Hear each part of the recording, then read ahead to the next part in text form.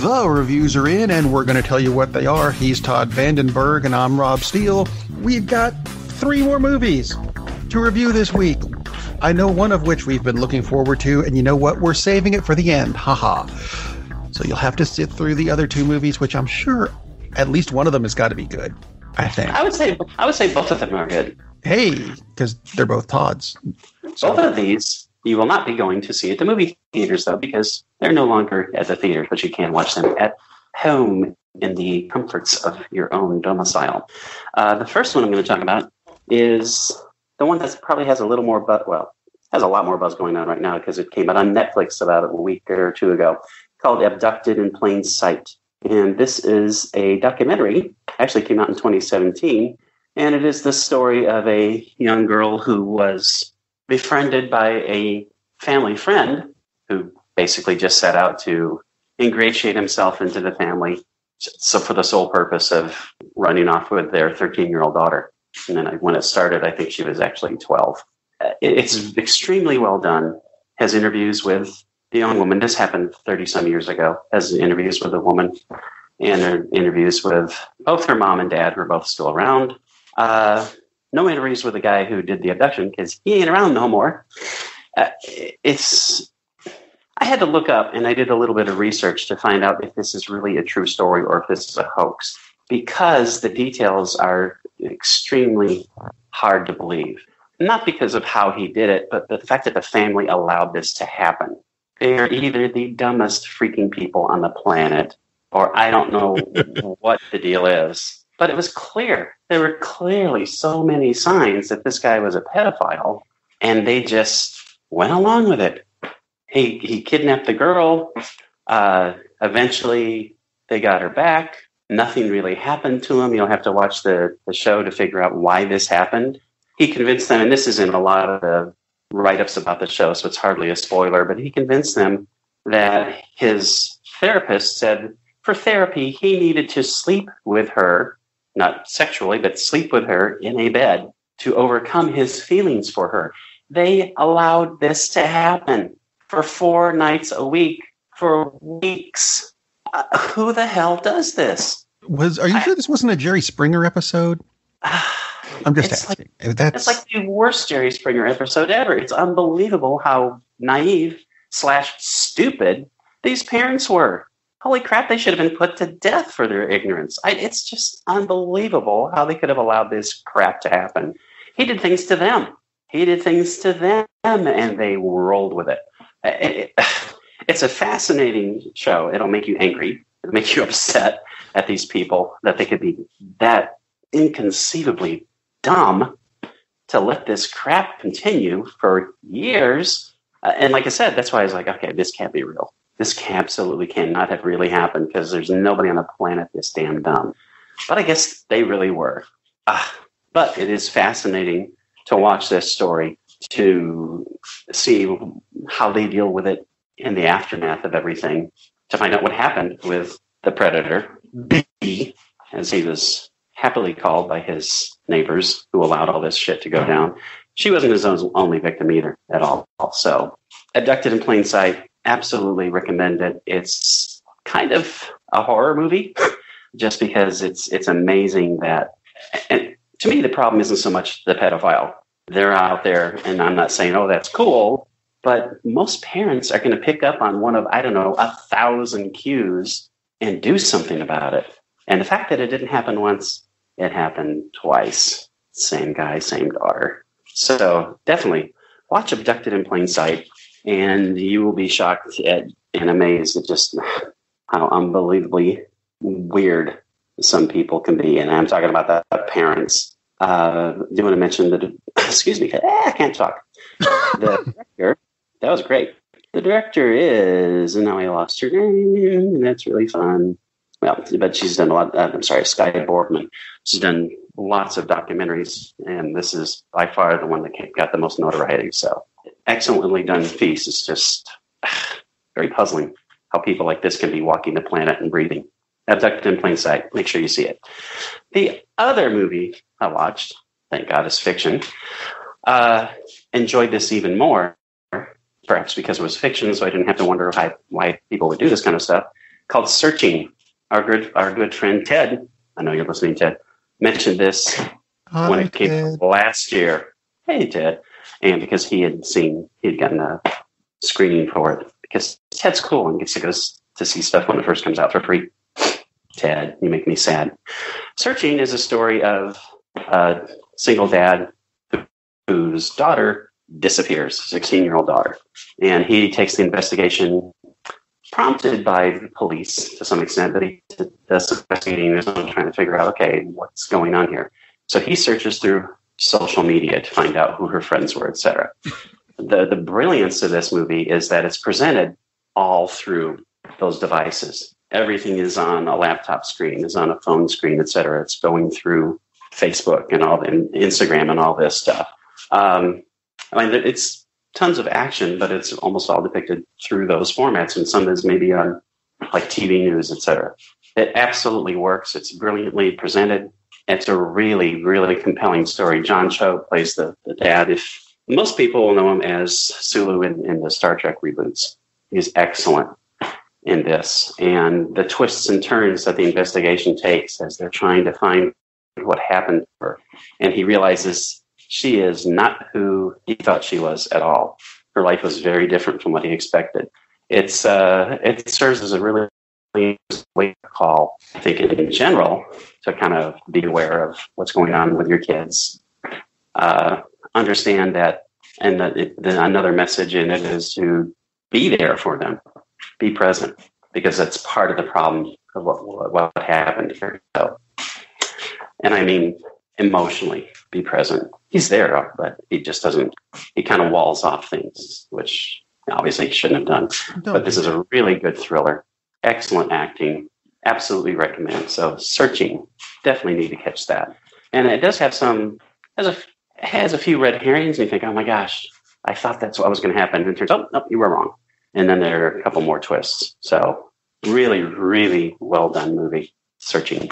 And Rob? You see, you got some good, well put together movies that involve kids. And I got a movie that should be well put together, and it does involve someone who may be a kid. We're not sure. How bizarre is that, right? Right. Alita Battle Angel, the new big sci-fi movie from James Cameron. First off, we need to find out when it takes place, and we find this out it's not even the opening credits. It's the big 20th Century Fox logo pops up on the screen and then flickers, and it becomes the 26th Century Fox. Hey, now we know when it happens. It takes place 300 years after what they call the Fall. Okay, that's when the big sky cities that floated around the planet all crashed because apparently we were attacked by the people, the Mars colonies, who have higher technology. Okay, fine. The story starts off by focusing on a guy named Dr. Dyson Ito, all right, played by Christopher Waltz. And he finds, and this is the way it's described, and they never really finished this storyline, finds his daughter's body in a scrapyard because it's a cybernetic body, and he puts it back together, but she has amnesia. I'm sorry, what? So I'm just telling you about the first half hour. These are not really big spoilers. It turns out that his daughter was handicapped, and the body he built for her, oh, by the way, his daughter was named Alita. That's why the new girl is named Alita as well. He built her a new body, gave it functional legs, but a cyborg broke into his office looking for drugs and took off with his daughter before he got the chance to put it in the new cyborg body. So he didn't really rebuild his daughter. He rebuilt the cyborg body his daughter was going to get. That's going to save you some trouble because it gets really kind of confusing until you find that out. And then you go, I would have liked to have known that half an hour ago when you started this crap. Just saying. Anyway, we don't know whose brain has been put into this body, but we get a hint that it has to do with Dr. Dyson Ito's wife, who is an actual, I mean, she's just a horrible character, but she's played by Jennifer Connelly, so it makes sense. Just saying, I haven't seen her not play a character like this. Typecasting, potentially. Anyway, she works for Motorball, which sounds impressive, and everyone on the planet is obsessed with it, and it's the only way to get back up to the one remaining sky city is to become the Motorball champion. or Coach the Motorball Champion. So there's a lot of watching Motorball, which, and this took me a while and I had to look this up. It looks like Pyramid. Do you remember Pyramid? It was the game they played in the original Battlestar Galactica.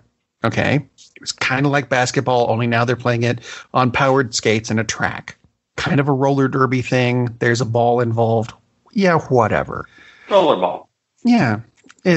I don't know. Anyway, throughout the background of this, we find out that 7 women have been murdered. We're not sure by who, but Dr. Ito keeps sneaking out at night, so Alita follows him one night. Again, this is the first half hour. I'm not giving you anything away. Sneaks out, and it turns out he doubles as a cop/bounty hunter because cops no longer exist, because that would require a budget, and the people who live in the Sky City won't give one to the people who live on the ground. So there's lots of bounty hunters, and he's gone out to hunt down the murderer, and he takes the money for the bounties to keep his clinic going. Aw, how nice. Anyway, Alita finds a boyfriend, Zappin, which is a horrible name, played by Ed Skrine. I don't know which it is. It's one of those IE things that, I before E except after C, or when sounding like A as in neighbor, way, and Heidelberg. Ed. Whatever. Ed, who takes her to find an old Mars ship. Really? An old Martian ship that crashed during the war, and no one knows how to get into it except Alita, who instinctively knows to go in and find a cyborg battle body. It's hers. That's right. Alita is really from Mars. And her memories start to come back about how she was in the invasion, but now this new body. Is that a plot hole? Yeah.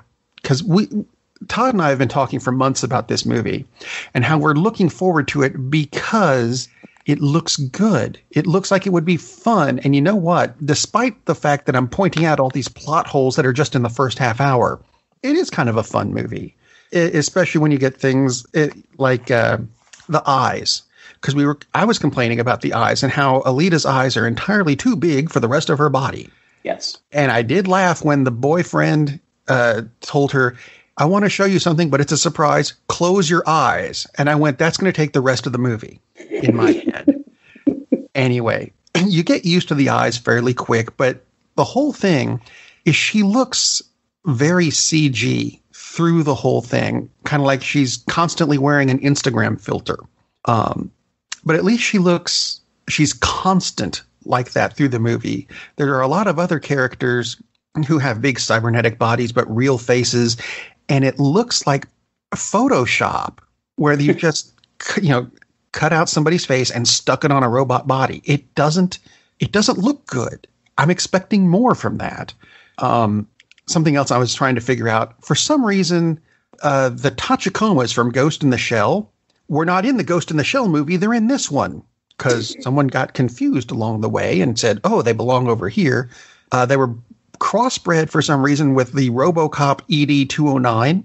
Again, don't know why, but they're in this movie if you're into that kind of thing.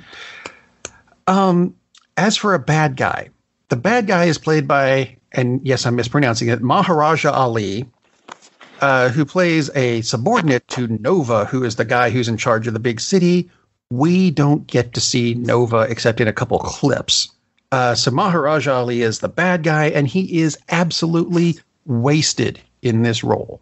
Because he is a great actor. I love him, and yes, I know I'm mispronouncing your name. I can never pronounce it properly, but by calling you Maharaja, in translation, I'm at least calling you a great king. So that we can get over. He has a great presence on the screen, but there is not enough of him. He needs to have a better developed character, and he just doesn't. Now, as for the movie overall, I know I've been kind of harsh on it, but we wanted to see this for the fight scenes because in the trailer they look excellent, and you know what? They are. They're very good. The action scenes in this are excellent, not epic, but excellent. So the main thing you should take away from all this is, yes, this is a James Cameron film, so there are expectations that go with it. Is it the next Terminator movie? No. Is it the next Avatar? No. Is it the next Titanic? I should hope not, because lots of things blow up, and I don't remember that happening in Titanic, especially the cyborgs. So maybe in scale it could be Titanic, but it's not. It's set up for a sequel, because the guy in charge of the cities is still around. But no, there's going to be, I'm telling you this up front, and this is a spoiler, it's an unsatisfying ending. In That that makes me sad. well, there's a lot of story left still to go because I'm watching it going, all right, we're getting ready to go up to the city. We're going to have a thing. What do you mean closing credits? That's going to be one hell of a post-credit scene if we're going to go up to the city after this, but we don't. So here's the thing. You should see the movie at least once. I think it's actually probably worth multiple watchings because I know I'm going to catch, there's stuff I missed. Beautiful. But I'm not going to watch it multiple times in a theater. Watch it at home. It'll be out on DVD soon enough. I know it just came out, but you know what? This is one of those The turnaround is fast these days. Yes. I'm disappointed, but I'm still going to watch it a couple times. It's one of those weird category things. Yeah, like we've talked a lot about. It's about expectations. Yeah, I let myself down by getting expectations up. There we go. And you did us all a favor by lowering our expectations. So now we can enjoy the movie more, thinking, exactly. Maybe it's okay. Thank you, Rob. That's Rob, the point. Robert Rodriguez, the director. Cameron produced. So yeah. With that track record, you'd hope this would have been something fantastic. But at least if it's entertaining, we're good to go. But that's the thing that bums me out the most is Ali. Because, there's a chance this is a 2-time Oscar winner after next Sunday. And for them to have wasted him is quite sad. It's very disappointing. Watch it. So basically what we're getting out of this is here's 3 movies and slight variation on our ending. Maybe this time you should just stay home and watch a movie.